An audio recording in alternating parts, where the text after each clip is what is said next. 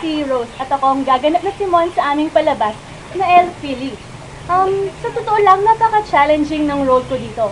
Dahil halos na mga eksena ay naroon ako.